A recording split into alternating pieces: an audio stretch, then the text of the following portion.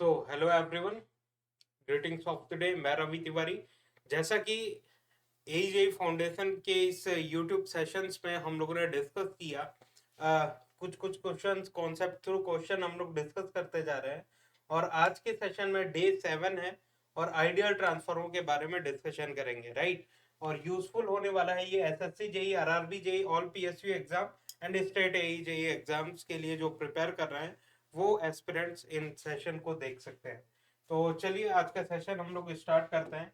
Last session में अभी ideal transformer के बारे में हम लोग बात कर रहे थे, तो इस सेशन में उसी डिस्कशन को कंटिन्यू करते हैं और आइडियल ट्रांसफॉर्मर के बारे में फर्दर डिस्कशन करते हैं। तो क्वेश्चन नंबर 23 तक हम लोगों ने डिस्कस किया था एंड आज के इस सेशन में हम लोग डिस्कस करते हैं क्वेश्चन नंबर 24। तो सिंपल सा क्वेश्चन है, रिप्लाई करिएगा।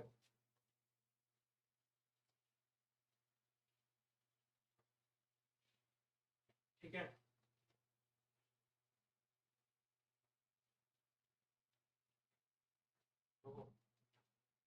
Question number 24, primary winding of transformer is always a low voltage winding, is always a high voltage winding, could either be low voltage or high voltage winding, is a high current winding। तो primary winding of transformer क्या हो सकता है? इस तरीके से transformer होता है।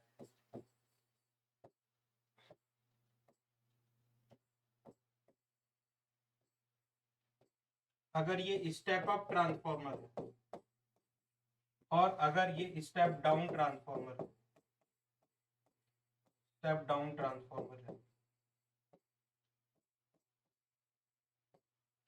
तो क्या होगा? तो यहाँ के नंबर ऑफ टर्न्स जो होंगे वो ग्रेटर होंगे compare to, sorry, N2 number of turns is greater than N1, है ना। तो N1 is less then N2, N2 greater होगा N1 से। तो ये स्टेप अप ट्रांसफॉर्मर होगा। स्टेप डाउन ट्रांसफॉर्मर में N1 should be greater than N2, है ना। अगर यहाँ के नंबर ऑफ टर्न्स N1 है और यहाँ के नंबर ऑफ टर्न्स N2 है, तो N1 is greater then N2, तो वो स्टेप डाउन ट्रांसफॉर्मर होगा। जिधर के नंबर ऑफ टर्न्स वहां का वोल्टेज लेवल कम, जहां का वोल्टेज ज्यादा, नंबर ऑफ टर्न ज्यादा, वहां का वोल्टेज ज्यादा, है ना। तो ध्यान रखिएगा, ये लो वोल्टेज साइड होगा, ये हाई वोल्टेज साइड होगा। सिमिलरली यहाँ पे हम लोग बात करें तो ये एचवी साइड और ये एलवी साइड होगा। ठीक है, एचवी और एलवी इस तरीके से हम लोग डिफाइन कर सकते हैं। तो primary winding of a transformer is always low voltage winding, is always high voltage winding, could either be a low voltage और हाई वोल्टेज वाइंडिंग।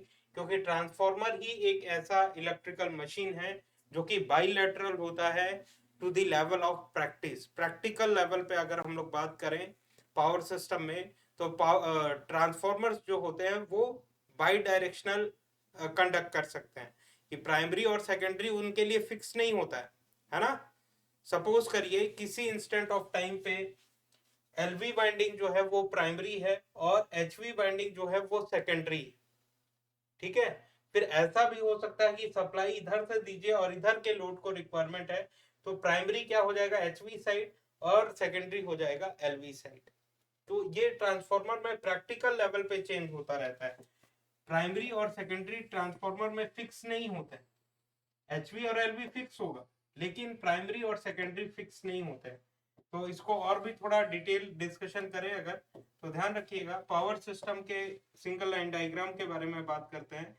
लेट से यहाँ पे एक जनरेटर, ठीक है, यहाँ पे एक जनरेटर है एंड देन यहाँ पे ट्रांसफॉर्मर है कुछ इस तरीके से, ये ट्रांसमिशन लाइन है एंड देन यहाँ पे अगेन एक ट्रांसफॉर्मर है और फिर यहाँ पे एक लोड कनेक्टेड है। ठीक है। तो ये सपोज कर लेते हैं ये छत्तीसगढ़ है और ये क्या है? लोड जो कनेक्टेड है वो दिल्ली में कनेक्टेड है।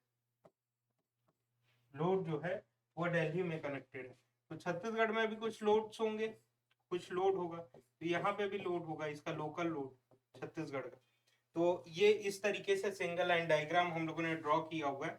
तो ध्यान रखिए छत्तीसगढ़ का जो जनरेटर है वो एक्सेस से पावर जनरेट कर रहा है, जो एक्सेस पावर, ज्यादा पावर जनरेट कर रहा है। तो ध्यान रखिएगा छत्तीसगढ़ का जो जनरेटर है वो छत्तीसगढ़ के लोकल डिमांड को फुलफिल कर रहा है, प्लस जो एक्सेस पावर जनरेट कर रहा है वो ट्रांसमिट कर रहा है दिल्ली में, वो ट्रांसमिट कर रहा है दिल्ली में, ठीक है, दिल्ली में चला जा रहा है पावर, जो एक्स्ट्रा पावर है। तो ये यहाँ पे एक ट्रांसफॉर्मर है और यहाँ पे एक दूसरा ट्रांसफॉर्मर है। तो ये क्या हो गया, इसके लिए प्राइमरी, प्राइमरी, ये सेकेंडरी है ना, सोर्स इधर कनेक्टेड है और वो सेकेंडरी हो जाएगा। सिमिलरली ये प्राइमरी ये सेकेंडरी हो गया इस ट्रांसफॉर्मर के लिए, और दिल्ली तक लोड जा रहा है। अब सपोज करते हैं कि 4 साल बाद दिल्ली में एक नया जनरेटर स्टैब्लिश हो गया, दिल्ली में अपना खुद का एक जनरेटिंग स्टेशन डेवलप कर लिया दिल्ली, यहाँ पे एक जनरेटर इंस्टॉल हो गया। तो क्या होगा, तो क्या होगा, जस्ट अ सेकेंड, अगर यहाँ पे एक एक्स्ट्रा जनरेटर दिल्ली में कनेक्ट हो गया तो ये यहाँ के लोकल डिमांड्स को फुलफिल करेगा। और सपोज करिए 2 जनरेटर एक साथ इस्टेब्लिश हो गए, 2 जनरेटर्स एक साथ दिल्ली में इस्टेब्लिश हो गए, तो ये क्या करेंगे, ये यहाँ के लोकल डिमांड्स को फुलफिल करेंगे, प्लस जो एक्स्ट्रा पावर बच जा रहा है, जो एक्स्ट्रा पावर बच जा रहा है, और यहाँ पे जनरेटिंग स्टेशन डेवलप हो गया दिल्ली में, और यहाँ पे लोड, एक्स्ट्रा लोड कनेक्ट हो गए।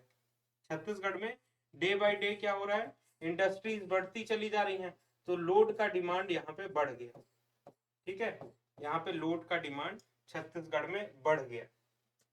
तो क्या होगा, दिल्ली का जनरेटर, जो 2 नए जनरेटिंग स्टेशन ओपन हुए हैं दिल्ली में, एक जनरेटिंग स्टेशन यहाँ के लोकल डिमांड को फुलफिल कर देगा। अब इसके पास क्या है, एक्स्ट्रा पावर बच जा रहा है, ये वाला जनरेटर का पावर, तो यहाँ का रिक्वायरमेंट फुलफिल हो चुका है दिल्ली का। तो अब ये इस पावर को किसको सेल कर देगा, छत्तीसगढ़ को सेल कर देगा, इस पावर को किसको सेल करेगा, छत्तीसगढ़ को सेल कर देगा, ठीक है, पावर कुछ इस तरीके से फ्लो कर जाएगा और यहाँ के रिक्वायरमेंट को फुलफिल कराएगा, ये पावर ट्रांसमिट होके यहाँ के रिक्वायरमेंट को फुलफिल कराएगा। तो अब इस ट्रांसफॉर्मर्स के लिए क्या हो गया, प्राइमरी और सेकेंडरी, इस ट्रांसफॉर्मर के लिए प्राइमरी ये हो गया, सेकेंडरी ये हो गया, प्राइमरी ये हो गया, सेकेंडरी ये हो गया। तो प्राइमरी और सेकेंडरी कभी भी ट्रांसफॉर्मर्स में फिक्स नहीं होता है, प्राइमरी और सेकेंडरी कभी भी ट्रांसफॉर्मर्स में फिक्स नहीं होता है। एचवी और एलवी हमेशा फिक्स होते हैं, एचवी और एलवी हमेशा फिक्स होते हैं, कि जिधर ज्यादा नंबर ऑफ टर्न्स है उधर हाई वोल्टेज साइड, जिधर लेस नंबर ऑफ टर्न्स है वो लो वोल्टेज साइड। तो इसका करेक्ट ऑप्शन क्या देखने के लिए मिल रहा है, option C, could either be a low voltage और हाई वोल्टेज वाइंडिंग। फिर नेक्स्ट क्वेश्चन के बारे में बात करें, question number 25, the material used for construction of transformer core is usually, तो क्या कौन सा मटेरियल यूज करते हैं हम लोग, वुड, ट्रांसफॉर्मर का कोर बनाने के लिए वुड यूज करते हैं क्या, लकड़ी से कोर बनाते हैं क्या, नहीं, लकड़ी से तो नहीं बनाते हैं, कॉपर से भी नहीं बनाते हैं। कॉपर क्या होता है, कॉपर जो होता है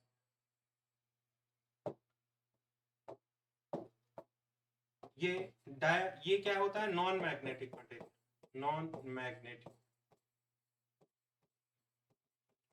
कॉपर क्या होता है, डायामैग्नेटिक।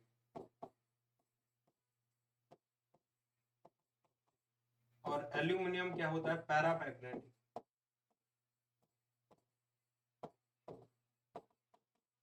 और सिलिकॉन स्टील क्या होता है, फेरोमैग्नेटिक, फेरोमैग्नेटिक। इसकी परमेबिलिटी के बारे में बात करें तो ग्रेटर देन 1 होती है।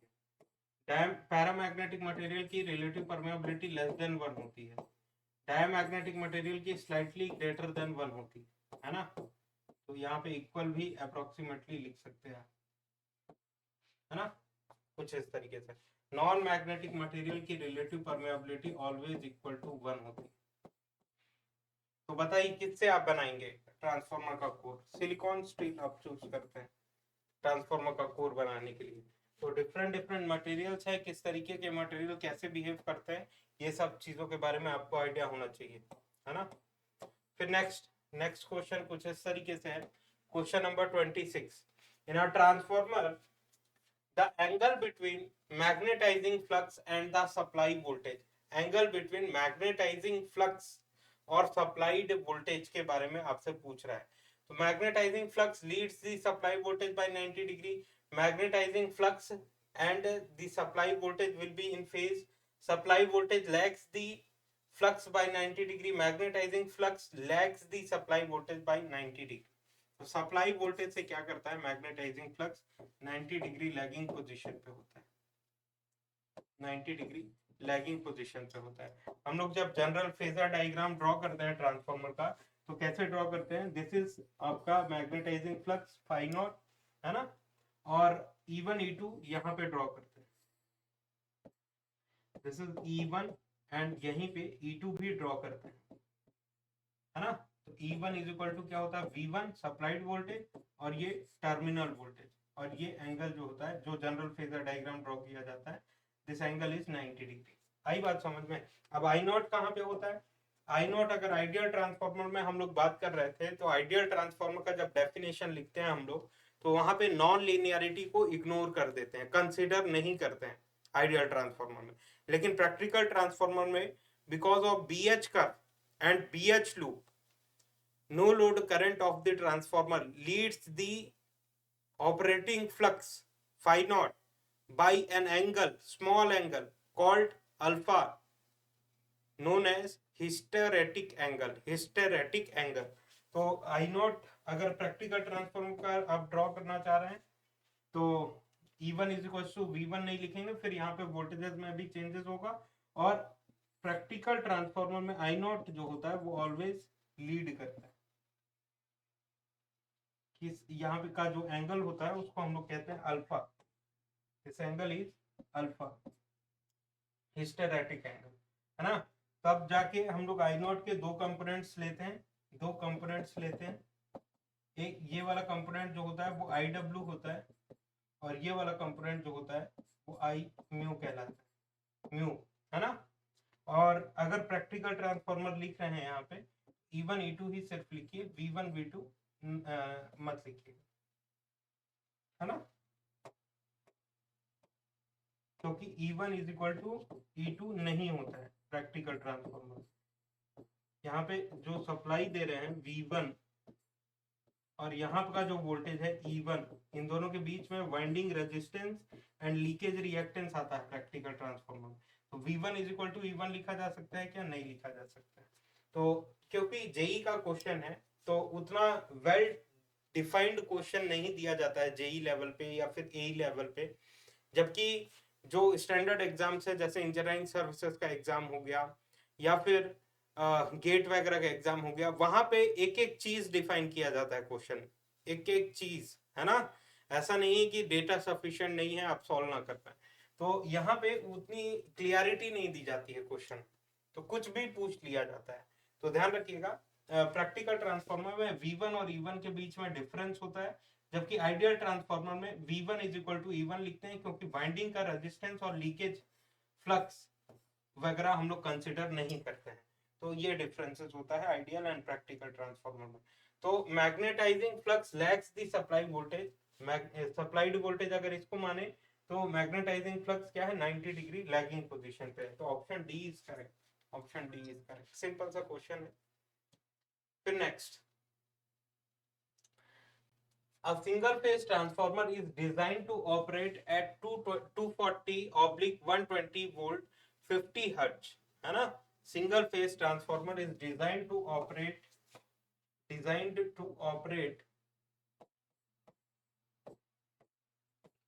single phase transformer is designed to operate at 240 volt to 120 volt, है ना। यहाँ की भी सप्लाई 50 हर्ट्ज, वहां की भी supply 50 hertz. The secondary side no load voltage and its frequency is, है ना। सेकेंडरी साइड की no load voltage, secondary side की no load voltage and frequency क्या होगी if HV side of the transformer is connected to, ध्यान रखिएगा, rated designed value, rated value क्या है यहाँ पे, operating voltage 240 volt oblique 120 volt का, ये रेटेड वोल्टेज। लेकिन सप्लाई कितना कर रहे हैं, इतना सप्लाई कर रहे हैं क्या, कितना सप्लाई नहीं कर रहे हैं हम लोग, सप्लाई सिर्फ कितना कर रहे हैं, सप्लाई कर रहे हैं हम लोग कितना प्राइमरी साइड में। If HV side of the transformer is connected to, HV side कौन सा होगा बताइए, ये एचवी साइड होगा, ये एलवी साइड होगा, लो वोल्टेज साइड। तो एचवी साइड में 120 वोल्ट 25 हर्ट्ज की सप्लाई दे, और ये रेटेड फ्रीक्वेंसी कितनी थी, रेटेड फ्रीक्वेंसी कितनी थी आपकी, frequency is equal to 50 hertz, 50 hertz. तो वोल्टेज भी आपने रेड्यूस कर दिया और फ्रीक्वेंसी भी रेड्यूस कर दिया, वोल्टेज भी रेड्यूस कर दिया, फ्रीक्वेंसी भी रेड्यूस कर दिया। तो 240 का कितना हो रहा था, 120 वोल्ट में कन्वर्ट हो रहा था। तो टर्न्स रेशियो यहाँ पे निकाले हम लोग, ए की वैल्यू कितनी आएगी, ए इज इक्वल टू ऑलवेज याद रखिएगा H we divided by L V लिखते हैं हम लोग। तो 240 डिवाइडेड बाई 120, 120, तो ये टर्न्स रेशियो 2 आ रहा है ना। टर्न्स रेशियो कितना कैलकुलेट होके आ रहा है 2। तो यहाँ पे भी तो 2 फैक्टर से रिडक्शन होगा, यहाँ से यहाँ पे भी तो टर्न्स रेशियो 2 से डिवाइड होगा, 2:1 का ट्रांसफॉर्मर है ये, क्योंकि टर्न्स रेशियो क्या आया है, हुआ है 2। तो यहाँ का वोल्टेज कितना होगा, इस तरफ का 120 का जस्ट हाफ कर दीजिए, 60 वोल्ट होगा, और फ्रीक्वेंसी चेंज नहीं होती है तो 25 हर्ट्ज होगा, 60 volt and 25 hertz, 60 volt and 25 hertz, है ना। क्योंकि आप अगर निकालना चाहें कैसे निकाला जाता है तो ध्यान रखिएगा, A इज इक्वल टू क्या लिखते हैं, turns ratio which is HV divided by LV।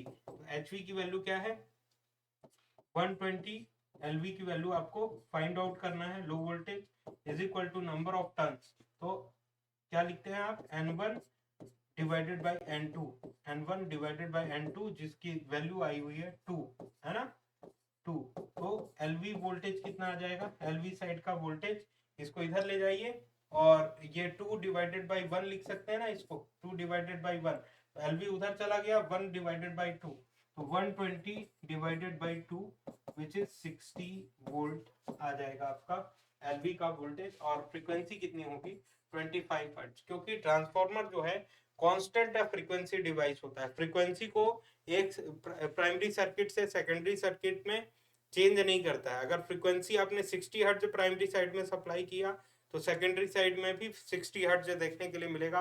अगर आपने 50 हर्ट्ज सप्लाई दिया तो सेकेंडरी साइड में भी 50 हर्ट्ज मिलेगा। अगर 40 हर्ट्ज सप्लाई किया तो सेकेंडरी साइड में भी 40 हर्ट्ज देखने के लिए मिलेगा। ठीक है, तो सिंपल सा क्वेश्चन था। नेक्स्ट क्वेश्चन में प्रोसीड करें हम लोग, question number 28। Question number 28. Transformation ratio of transformer can be written as an equation from the following which statement is true, है ना।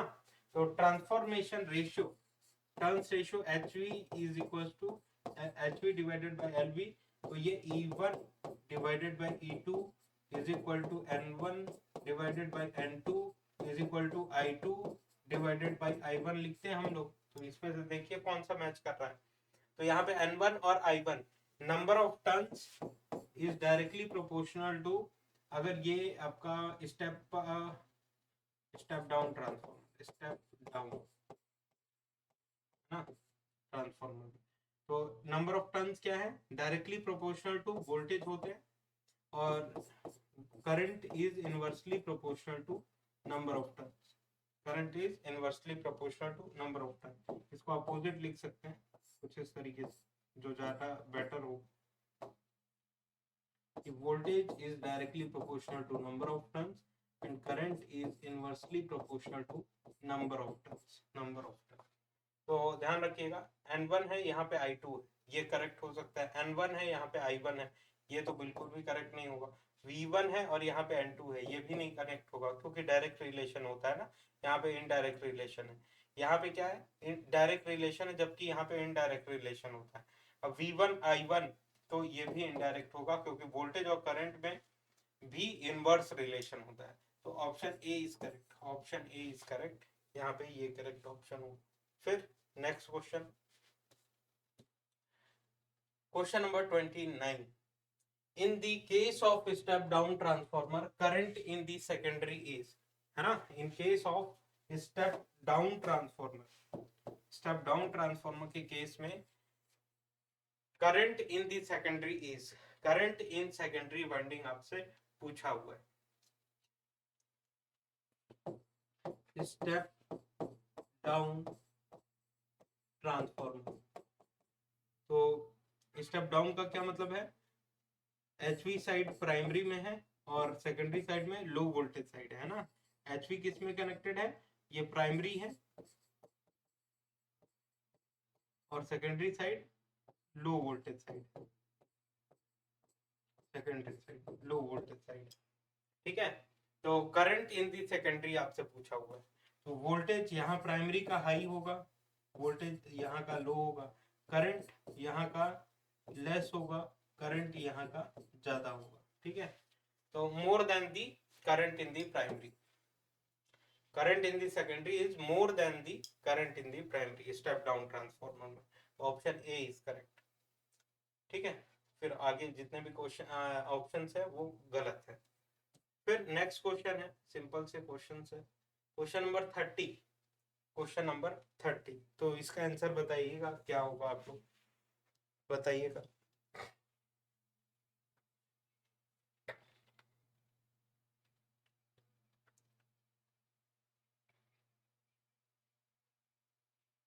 यहाँ पे पूछा हुआ है the EMF induced in the secondary winding of 50 hertz single phase transformer, है ना। तो गिवन इंफॉर्मेशन हम लोग लिख लेते हैं, the EMF induced in the secondary winding, secondary winding of 50 hertz, 50 hertz की सप्लाई है, single phase transformer having 1000 tons on its secondary, 1000 number of tons है secondary में, is EMF induced है ना secondary side का 222 volt, 222 volt. the maximum flux density in the core is, maximum flux density in the core आपको बोला हुआ है 0.1 weber पर मीटर स्क्वायर, और इसी को बोलते हैं हम लोग Tesla, Tesla, Tesla. The cross sectional area of the core हम लोगों को फाइंड आउट करना है, cross sectional area of core हम लोगों को फाइंड आउट करना है। तो जैसे कि सेकेंडरी साइड का वोल्टेज का वैल्यू दी हुई है, तो E2 इज इक्वल टू हम लोगों को मालूम है √2 पाई एफ, √2 पाई एफ पाई एम N1, यही सॉरी N2, यही इक्वेशन होता है ना। अब √2 पाई को आप क्या लिख सकते हैं, √2 पाई को 4.44 आप लिख सकते हैं, 4.44 एफ पाई एम N2, एफ पाई एम N2। √2 और पाई का मल्टीप्लीकेशन ऑलवेज याद रखिएगा 4.44 होता है, अदरवाइज यही काइंड ऑफ एग्जाम में कैलकुलेटर वगैरह अलाउड नहीं रहता है, तो वहां पे आपको दिक्कत होता है कन्वर्ट करने में, तो ध्यान रखिएगा।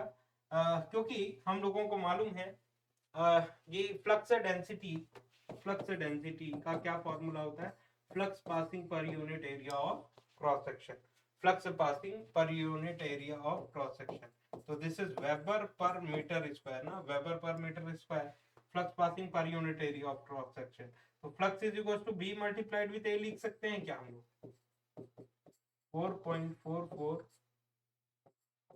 Flux is equal to B multiplied with A, तो bm multiplied with area of cross section of core N2, है ना। तो फाई m की जगह पे, फाई m की जगह पे bm मल्टीप्लाइड विद AC लिखा हुआ है, bm मल्टीप्लाइड विद AC। अब E2 का क्या फॉर्मूला डेवलप हो गया है, E2 can be written as, sorry अब आपको क्या पूछा हुआ, एरिया ऑफ क्रॉस सेक्शन पूछा हुआ है ना, तो एरिया ऑफ क्रॉस सेक्शन यहां से क्या डेवलप हो गया आएगा, area of cross section is equals to E2 divided by 4.44 F, 4.44 F BM, F BM और N2, N2, ठीक है।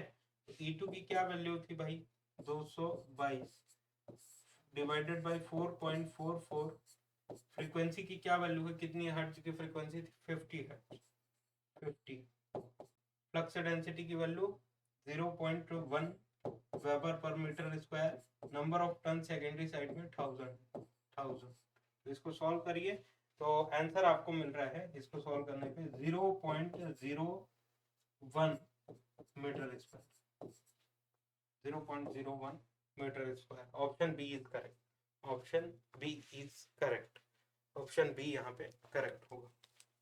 चाहिए तो आप लोग चेक कर लीजिए एक बार, ऑप्शन बी यहाँ पे करेक्ट होगा।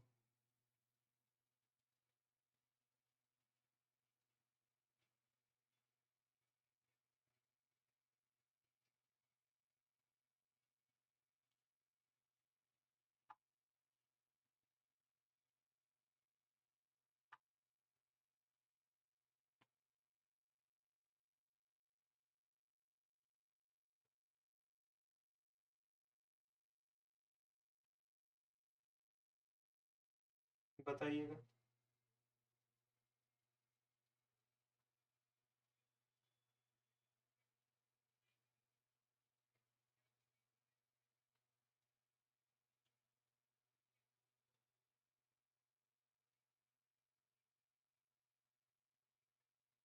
ठीक है, तो आशा करते हैं आपने कैलकुलेट कर लिया होगा और आप आंसर तक पहुंच गए होंगे। तो option B is the right option. फिर नेक्स्ट क्वेश्चन में चलते हैं हम लोग। Next question,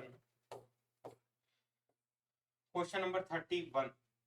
A transformer step up voltage by a factor 100 the ratio of current in the primary to that in secondary is। तो क्या बोल रहे हैं आपसे, सिंपल सा क्वेश्चन है। Transformer step up voltage by factor, step up voltage by factor 100, ठीक है 100।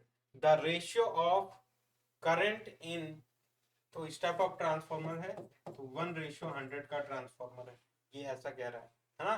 तो ये लो वोल्टेज साइड होगा, ये high voltage side. Step up हो रहा है ना voltage. The ratio of current in the primary to that in secondary is. तो रेशियो ऑफ करंट्स क्या होगा, तो करंट यहाँ का क्या होता है I1 and this current is I2। तो turns ratio A is equal to क्या लिखते हैं हम लोग, HV डिवाइडेड बाई LV। तो HV साइड का वोल्टेज है ना, तो E1 लिखते डिवाइडेड बाई E2 लिखते, नो नो, HV साइड का वोल्टेज क्या है यहाँ पे E2 है, देयरफॉर E2 लिखते डिवाइडेड बाई E1 है ना। फिर N2 divided by N1 is equal to I1 divided by I2 लिखते, I1 डिवाइडेड बाई I2 लिखते है ना। तो ये HV डिवाइडेड बाई LV, ये N2 डिवाइडेड बाई N1, क्योंकि वोल्टेज डायरेक्टली प्रोपोर्शनल और करंट्स क्या होते हैं इनवर्स रिलेशन में, तो E2 है यहाँ पे तो वहां पे I1 आएगा। तो this is the turns ratio. Turns ratio की वैल्यू कितनी आ रही है यहाँ पे 100। Turns ratio is equal to 100। तो आपसे क्या पूछा हुआ है, the primary to that in secondary. I1 और I2 का रेशियो क्या आएगा 100। I1 एंड I2 का रेशियो आएगा 100, नॉट 1/100।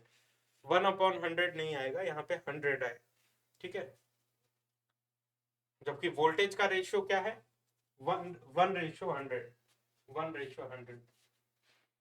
तो ए जब भी लिखेंगे वो हमेशा HV डिवाइडेड बाई LV आप लिखते हैं। तो HV की वैल्यू कितनी है 100, HV साइड में 100 टर्न्स है और LV साइड में 1 टर्न, ठीक है।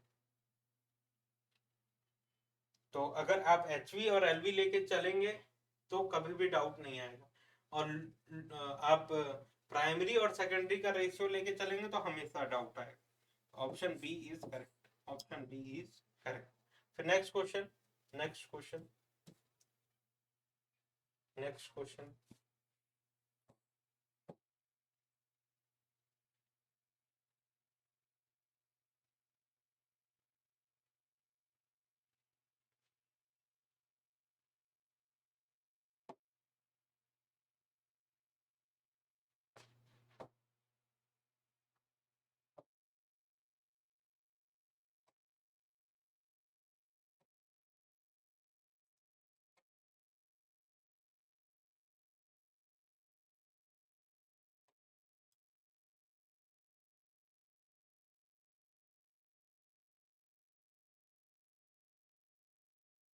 तो बताइएगा इसका आंसर क्या होगा,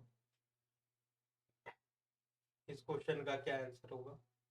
which of the following is correct for step down single phase transformer, कौन सा करेक्ट होगा।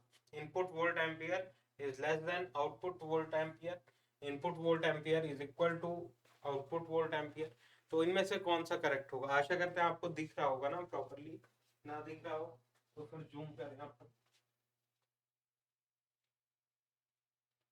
दिख रहा है, दिख रहा है, ठीक है, दिख रहा है आपको। एसएससी जेई 2024 का क्वेश्चन है ये, बताइए।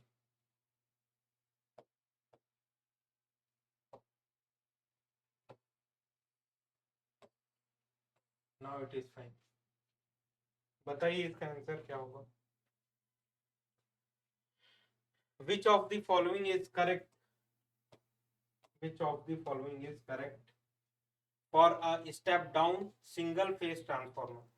तो कोई भी ट्रांसफॉर्मर हो, इनपुट वोल्ट एम्पियर और आउटपुट वोल्ट एम्पियर लिखा हुआ है, मतलब V1 I1 इज और यहाँ पे V2 I2। हम लोगों को पता है अगर वोल्टेज इधर का हाई है तो करंट क्या होगा, लेस होगा। वोल्टेज यहाँ का लेस होगा जब यहाँ का वोल्टेज हाई है, स्टेप डाउन हो रहा है, करंट यहाँ का हाई होगा। तो S1 is always equal to S2 देखने के लिए मिलता है, मतलब primary volt ampere is always equal to secondary volt ampere, secondary volt ampere। तो option D is correct, input volt ampere is equal to output volt ampere, है ना। Which of the following is incorrect, sorry correct for step down single phase transformer. तो ये किसके बारे में बोल रहा है, ये क्वेश्चन जो है वो प्रैक्टिकल ट्रांसफॉर्मर क्या है कि ये आइडियल ट्रांसफॉर्मर का, तो आइडियल ट्रांसफॉर्मर का क्वेश्चन है, आइडियल ट्रांसफॉर्मर, आइडियल ट्रांसफॉर्मर। तो ये सिचुएशन हुआ, सिंपल सा क्वेश्चन है, ज्यादा डिस्कशन की नीड नहीं है। फिर नेक्स्ट क्वेश्चन है आपकी स्क्रीन के सामने, थोड़ा जूम इन कर देते हैं जिससे आपको प्रॉपरली विजिबल हो। इसका सॉल्यूशन बताइएगा। The flux produced by the primary exciting current of power transformer depends, किस पे डिपेंड करता है, on both the voltage applied and primary and its frequency, only on the voltage applied to the primary, only on the frequency or voltage applied to the primary, on load पे depend करता है क्या। Flux produce by the primary exciting current of the power transformer depends, किस पे depend करेगा। तो ये UPMRCL है ना, metro rail corporation limited, Uttar Pradesh, JEE का क्वेश्चन है जो कि 24 में एग्जामिनेशन कंडक्ट हुआ था। तो यहाँ पे हम लोग बात करें flux produce by the primary, तो ये आपका ट्रांसफॉर्मर है कुछ इस तरीके से, ये प्राइमरी नंबर ऑफ टर्न्स है और यहाँ पे करंट I0 फ्लो करता है और ये यहाँ पे जाके फ्लक्स φ0 बनाता है ना। तो flux produce by the primary exciting current, primary exciting current ये है of power transformer depends, flux ये जो फ्लक्स डेवलप होगा ये किस पे डिपेंड करेगा, किस पे डिपेंड करेगा, ये क्वेश्चन है। तो हम लोगों को मालूम है E1 is equal to √2 pi f phi m n1 होता है ना। तो यहां से हम लोग लिख सकते हैं क्या, operating flux phi m is equal to E1 divided by √2 pi f n1, है ना, ऐसा लिखा जा सकता है। ये किस किस चीजों पे डिपेंड कर रहा है भाई बताइए, E1 पे डिपेंड कर रहा है और फ्रीक्वेंसी पे भी डिपेंड कर रहा है। तो E1 and operating voltage, E1 primary induce voltage and frequency पे ये डिपेंड करेगा, both on both the voltage applied to the primary and its frequency, है ना, दोनों पे डिपेंड करेगा। Only on the voltage applied to the primary पे नहीं, ओनली ऑन दी फ्रीक्वेंसी और voltage applied to the primary पे, ओनली ऑन दी फ्रीक्वेंसी और voltage applied to the primary, on load on both the voltage applied to the primary and its frequency, only on the frequency, sorry only on the frequency और voltage, only नहीं होगा, only नहीं होगा, option A is correct ना, both दोनों चीजों पे depend कर रहा है। तो कुछ इस तरीके से देखिए, ऑप्शन ए और ऑप्शन सी दोनों सही जैसा लग रहा है, लेकिन कौन सा ऑप्शन करेक्ट है? ऑप्शन ए करेक्ट है, ऑप्शन सी रॉन्ग है। फिर next question,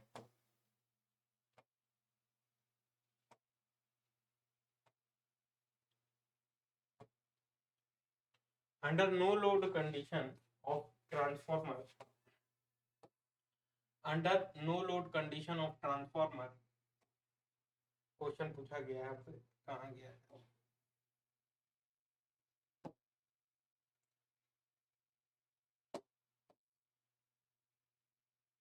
okay, under no load condition of transformer the no load current supplies, तो ये इसरो का क्वेश्चन है 2024 का। Under no load condition of transformer the no load current supplies, no load current supplies कितना current supply करता है वो आपको बताना है। Under no load condition of transformer the no load current supplies, under no load condition कोई भी machine है, लेट से ट्रांसफॉर्मर या फिर कोई भी मशीन ले लीजिए, इन जनरल मशीन, यहाँ पे मशीन में क्या दे रहे हैं हम लोग? इनपुट दे रहे हैं, ठीक है। यहाँ से क्या मिलता है हम लोगों को? आउटपुट मिलता है, ठीक है, आउटपुट। लेकिन जब ये आउटपुट नहीं चाहिए हम लोगों को, अपने मशीन को हम लोग नो लोड पे रखे हुए हैं, if machine is in no load condition,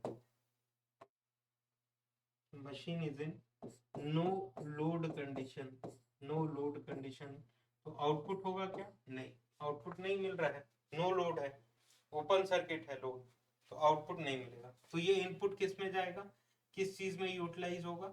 ये एक तो लॉसेस में यूटिलाइज होगा, लॉस में यूटिलाइज होगा, और ये जो करंट ड्रॉ कर रहा है ट्रांसफार्मर नो लोड के कंडीशन में, आई नोट जो ड्रॉ करता है, उसका क्या काम रहता है?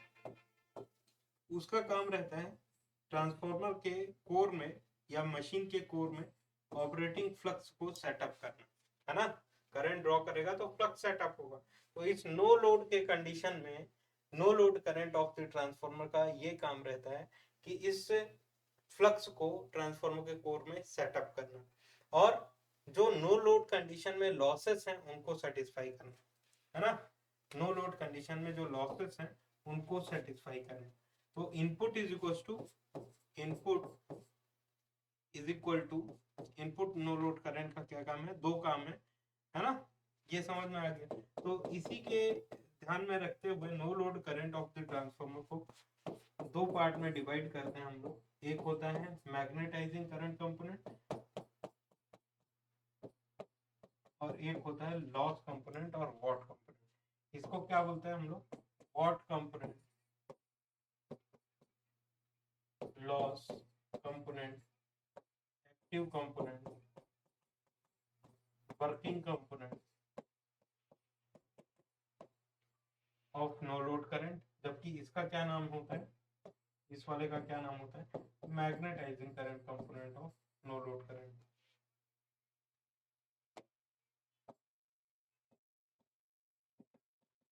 मैग्नेटाइजिंग करंट कंपोनेंट इसका नाम होता है, ठीक है। तो आई नॉट के दो कंपोनेंट होते हैं, I W and I mu. तो loss component of current, magnetising loss and magnetising component of current, ये दो करंट होते हैं ना, I W and I mu. और आई डब्ल्यू को रिप्रेजेंट करने के लिए हम लोग इक्विवेलेंट सर्किट में किस पैरामीटर का यूज करते हैं? तो यहाँ पे रजिस्टर आर नॉट का यूज करते हैं। आई म्यू को रिप्रेजेंट करने के लिए कौन से पैरामीटर का यूज करते हैं? एक्स नॉट का यूज करते हैं। आर नॉट और एक्स नॉट फिक्टिशियस ब्रांच होते हैं, इमेजिनरी ब्रांच होते हैं, कहीं भी एग्जिस्ट नहीं करते हैं। Just to represent I W, loss component of no load current, and I mu, magnetising current component के लिए एक्स नॉट यूज किया जाता है। फिर नेक्स्ट क्वेश्चन में चलते हैं हम लोग, इसका ऑप्शन सी करेक्ट है। फिर नेक्स्ट क्वेश्चन क्या है भाई?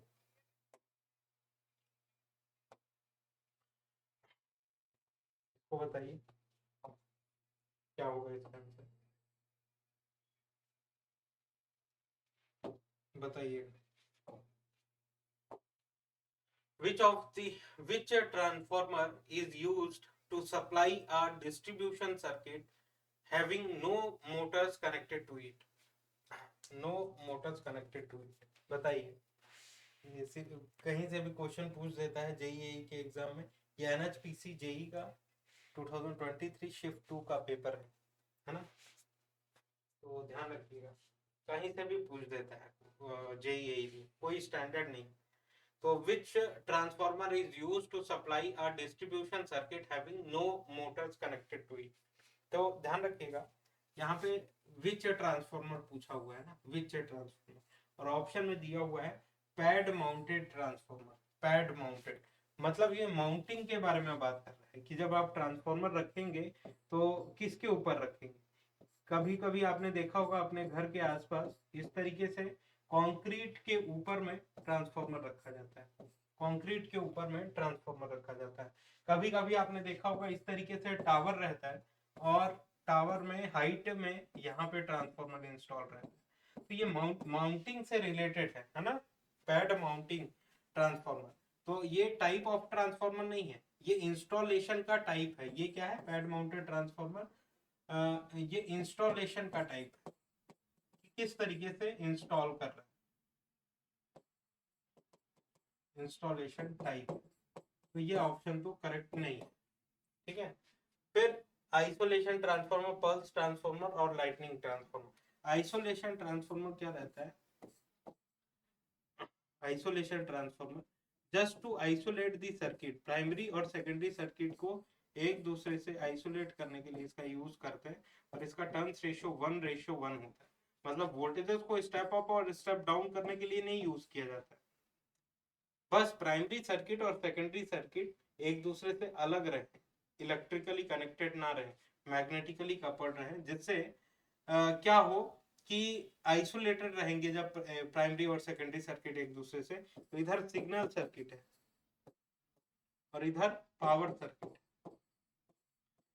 तो सिग्नल सर्किट को पावर, सिग्नल मतलब कि लो वोल्टेज लो करंट लेवल की सर्किट, इलेक्ट्रॉनिक्स लेवल के बारे में हम लोग बात कर रहे हैं। जिस तरीके से इलेक्ट्रॉनिक्स में डायोड वगैरह हम लोग पढ़ते हैं, तो उस तरीके की कुछ सर्किट हुई। जैसे पावर इलेक्ट्रॉनिक्स जब आप पढ़ते हैं तो पावर इलेक्ट्रॉनिक्स में एससीआर होता है। एससीआर क्या है, पावर डिवाइस है ना, और उसको फायरिंग करना पड़ता है।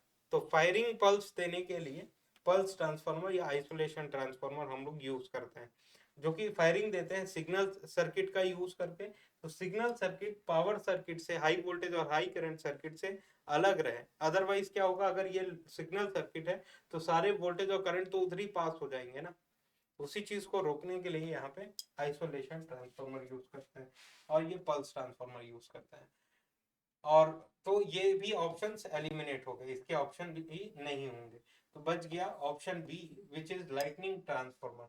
तो लाइटनिंग ट्रांसफार्मर इस तरीके से आप सेलेक्ट कर सकते हैं ना कौन सा ऑप्शन होगा। तो which a transformer used to supply a distribution circuit having no motors connected to it. तो लाइटनिंग ट्रांसफार्मर का यूज हम लोग उस सर्किट में करते हैं कि मोटर्स वगैरह जहाँ पे ना हो, हैवी लोड्स ना हो, वहां पे लाइटनिंग ट्रांसफार्मर हम लोग यूज करते हैं। तो कुछ दम नहीं है क्वेश्चन में, लेकिन फिर भी पूछ लिया हुआ है। नेक्स्ट क्वेश्चन है इस session. Which device helps in conveniently changing the alternating voltage to any desired value in an AC distribution system? तो ट्रांसफार्मर का काम होता है ये वोल्टेजेस को alternating voltages to any desired value convert करना। किसका काम होता है, ट्रांसफार्मर का होता है। वोल्टेज कन्वर्टर, वोल्टेज कन्वर्टर में आप पावर इलेक्ट्रॉनिक्स में इसको पढ़ते हैं, पावर इलेक्ट्रॉनिक्स में। और ये वोल्टेज कन्वर्टर्स में अगर हम लोग बात करें तो रेक्टिफायर्स आते हैं। रेक्टिफायर एसी को डीसी में कन्वर्ट करता है, एसी वोल्टेज को डीसी वोल्टेज में। एंड देन चॉपर्स आते हैं,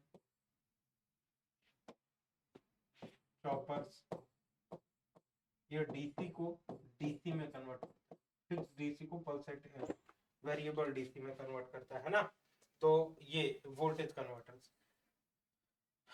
तो हम लोगों का क्या रिक्वायरमेंट है, which device help the conveniently changing the alternating voltage to any desired value in AC distribution system. AC distribution system, AC से एसी में ट्रांसमिट करना है, तो उसके लिए इसका यूज नहीं हो पाएगा, क्योंकि एसी टू डीसी और डीसी टू डीसी करना है।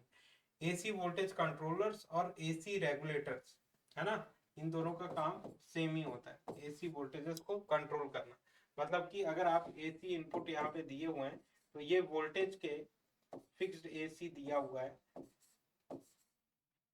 तो इसको ये वेरिएबल एसी में कन्वर्ट करता है, इसके आरएमएस वैल्यू को चेंज करता है, कम या ज्यादा कर सकता है, तो वहां पे इसका यूज किया जाता है। लेकिन एसी डिस्ट्रीब्यूशन सिस्टम में आपसे पूछा हुआ है, तो ये ट्रांसफार्मर ही होगा, ये ट्रांसफार्मर ही होगा, है ना। तो जेई में किसी भी तरीके का कुछ भी क्वेश्चन दे देता है, तो क्वेश्चन का कोई सिग्निफिकेंस नहीं होता है, तो ये ट्रांसफार्मर यहाँ पे सही हो। मेनली मेजरली अगर बात करें तो ट्रांसफार्मर इजीली कर पाता है ये प्रोसेस, वोल्टेजेस को स्टेप अप और स्टेप डाउन। फिर नेक्स्ट क्वेश्चन है, which type of machine produce the static induced EMF. Static induced EMF कौन प्रोड्यूस करता है, तो दो तरीके के ईएमएफ होते हैं, statically induced EMF and dynamically induced EMF. तो ट्रांसफार्मर में जो ईएमएफ डेवलप होता है वो स्टैटिकली इंड्यूस्ड ईएमएफ डेवलप होता है,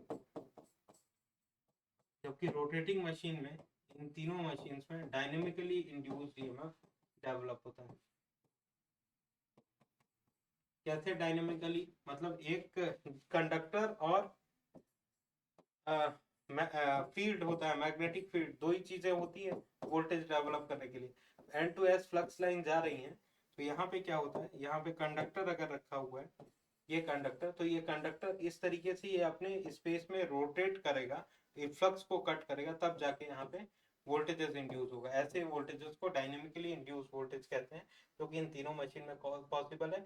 जबकि ट्रांसफार्मर में कोई रोटेटिंग पार्ट नहीं होता है, तो यहाँ पे स्टैटिकली इंड्यूस वोल्टेज डेवलप होता है। तो ये रहा आज का सेशन, जिसमें इलेक्ट्रिकल मशीन के आइडियल ट्रांसफार्मर से रिलेटेड हम लोगों ने some set of question solve किए। नेक्स्ट सेशन में फिर से कंटिन्यू करेंगे। आज का सेशन यहीं पे हम लोग कंक्लूड करते हैं। सेशन कंक्लूड करने से पहले कुछ इंपॉर्टेंट इंफॉर्मेशन है, जिसको आप देख लीजिए।